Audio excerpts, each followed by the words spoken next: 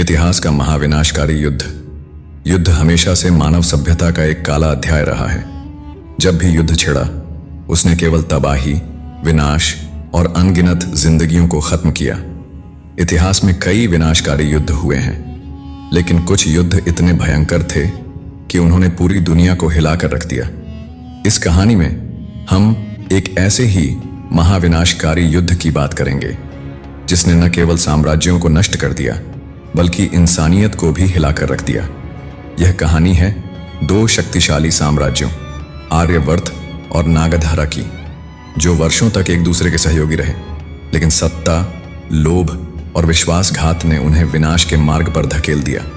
आर्यवर्त जो अपनी ज्ञान, शांति और संस्कृति के लिए प्रसिद्ध था, और नागधारा जो अपने सैन्य बल, रहस्यमयी विद्या और युद्ध कला के लिए जाना जाता था। दोनों साम्राज्य सैकड़ों वर्षों तक मित्र थे, लेकिन जब सत्ता की लालसा ने उनके रिश्तों को कलुषित कर दिया, तब विनाशकारी युद्ध अवश्यंभावी हो गया। कहानी की शुरुआत होती है जब नागधारा के राजा वासुकेतु को यह भान होता है कि आर्यवर्त के राजा चंद्रसेन ने उनके गुप्त सैन्य रणनीतियों की जानकारी चुराने के लिए जासूस भेजे हैं। यह समाचार मिलते ही वासुकेतु ने अपने दरबार में मंत्रियों की एक आपातकालीन सभा बुलाई। सभा में यह निर्णय लिया गया कि यदि आर्यवर्त ने विश्वासघात किया है तो इसका प्रतिशोध अवश्य लिया जाएगा। वहीं दूसरी ओर आर्यवर्त में भी राजा चंद्रसेन को यह आभास हो गया था कि नागधारा ने उनकी सीमाओं पर सैनिक बढ़ा दिए हैं। दोनों साम्राज्यों के बीच संदेशवाहकों का आदान प्रदान बंद हो गया और संदेह के बीज एक विशाल युद्ध में परिवर्तित होने लगे। कुछ ही महीनों में दोनों साम्राज्यों ने अपनी सेनाओं को युद्ध के लिए तैयार कर लिया। आर्यवर्त की सेना को उसके शक्तिशाली योद्धाओं और कुशल रणनीतियों के लिए जाना जाता था, जबकि नागधारा की सेना को रहस्यमयी शक्ति और घातक अस्त्र शस्त्रों के लिए। युद्ध की पहली लहर नगरीय सीमाओं पर छिड़ी, जहां आर्यवर्त ने अपनी श्रेष्ठ धनुर्धर सेना भेजी, लेकिन नागधारा के काले योद्धाओं ने उनकी हर चाल का मुकाबला किया। युद्ध दिन रात चलता रहा और हर दिन हजारों सैनिक मारे जाते रहे। युद्ध केवल सैनिकों तक ही सीमित नहीं रहा। कुछ ही समय में यह महासंग्राम दोनों साम्राज्यों की प्रजा को भी अपनी चपेट में लेने लगा। नगरों और गांवों को लूटा जाने लगा। महिलाएं और बच्चे भी हिंसा का शिकार बनने लगे। एक दिन नागधारा के प्रमुख विद्वान और तांत्रिक शिवोदत्त ने एक महाविनाशकारी अस्त्र कालाग्नि का निर्माण किया।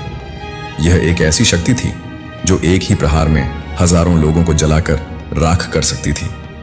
इस अस्त्र का प्रयोग करते ही युद्ध भूमि में भयंकर तबाही मच गई।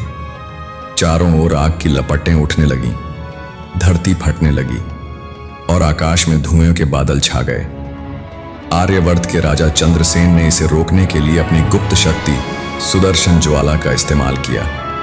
दोनों महाशक्तियों की टक्कर ने पूरी पृथ्वी को हिलाकर रख दिया। इस टकराव से ऐसी ऊर्जा निकली जिससे आसमान तक जलने लगा और नदियां सूख गईं। युद्ध 5 वर्षों तक चला और इस दौरान दोनों साम्राज्य पूरी तरह से नष्ट हो गए। राजमहल खंडहरों में बदल गए, नगर राख में परिवर्तित हो गए और दोनों पक्षों के वीर योद्धा मारे गए। युद्ध का अंतिम दिन सबसे भयंकर था। नागधारा और आर्यवर्त की बची खुची सेनाएं एक अंतिम निर्णायक युद्ध के लिए आमने सामने खड़ी थीं। लेकिन जब यह युद्ध आरंभ हुआ तब पृथ्वी ने इसे सहने से इनकार कर दिया। अचानक भूकंप आया और पूरा मैदान विशाल खाई में बदल गया। हजारों सैनिक इसमें समा गए और कुछ ही क्षणों में पूरा युद्ध क्षेत्र वीरान हो गया। इस महायुद्ध ने दोनों साम्राज्यों को पूरी तरह से समाप्त कर दिया। जो लोग बचे वे अपने घरों को छोड़कर अज्ञात दिशाओं में चले गए। पुस्तकें, ज्ञान और संस्कृति सब कुछ इस विनाशकारी युद्ध की आग में जलकर खत्म हो गया। समय के साथ आर्यवर्त और नागधारा का नाम केवल लोक कथाओं में रह गया। आज भी जब पुरातत्वविद इन क्षेत्रों की खुदाई करते हैं तो उन्हें जली हुई इमारतों के अवशेष, टूटी हुई तलवारें और काले पत्थरों पर अंकित युद्ध के चिन्ह मिलते हैं। इतिहास हमें सिखाता है कि सत्ता की भूख और अहंकार केवल विनाश लाते हैं। इस युद्ध की कहानी हमें यह बताती है कि चाहे कोई कितना भी शक्तिशाली हो, अंततः युद्ध में केवल विनाश ही होता है।